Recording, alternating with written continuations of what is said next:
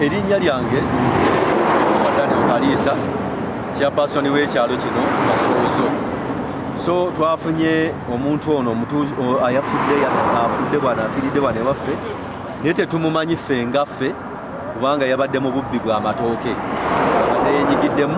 naye tetumumanyi naye nga mu kitundu kino mulimu ekizibu nti mulimu abantu bajja buzi abamu babaleeta buleesi mu mamotoka ne basuula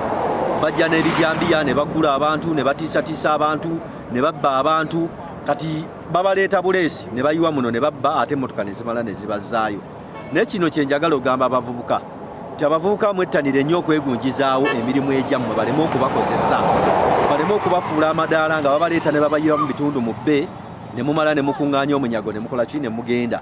Mutandike okufumiitiriza mwongere skills ku bulamu bwammwe muyige okwokya ebyuma muyige okukuba amatofaali muyige okwokya enkoko muyige okukola cakes muyige okukola ebintu ebyenjawulo n'okutunga n'ebirala ebivaamu ssente nga zammwe kubanga n'okunoonya emirimu mbu babawe guno na guli kati buli muntu yenna bw'atondawo akalimu ke akateekako mwana we akateekako mukyala we oba n'omwami bakeekolera kati tutegeeza emirimu gyammwe giba gikendedde mwegunjizeewo emirimu muleme okwenyigira mu bikolwa eby'obubbi.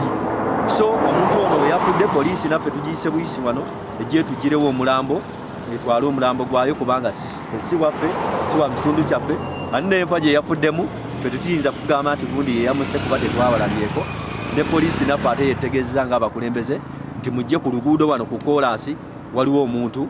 wuuno ayafiiriddewo naye nga kye tusanzeewo tulabawo ebikolokomba by'amatooke n'ebirala kirabika nga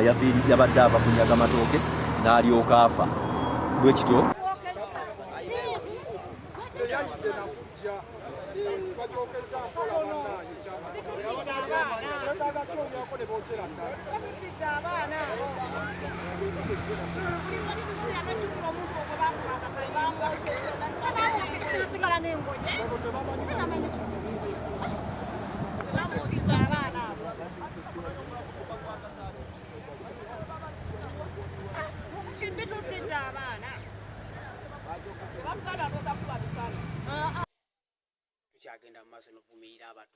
baffe olw'ebikolwa byebagenda mu maaso n'okutwalira amateeka mu ngalo,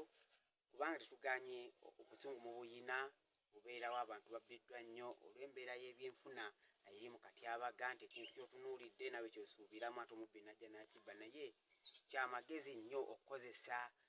ate ab'amateeka nga poliisi, kubanga abantu abo mutwalira amateeka mu ngalo mubatta nga balina obujulizi oba oliawo bwe twalisinziddeko okunoonya bannaabwe baba bakoze ki basigaddeyo. Kati nno n'olw'embeera eyo olw'okuvumirira olw'okuba nti naawe obozezza omusango ogw'okutta omuntu, kati nja kusaba poliisi anti naye webanga ewulidde ng'efunye kwa simu embeera eyo eyanguyiremu.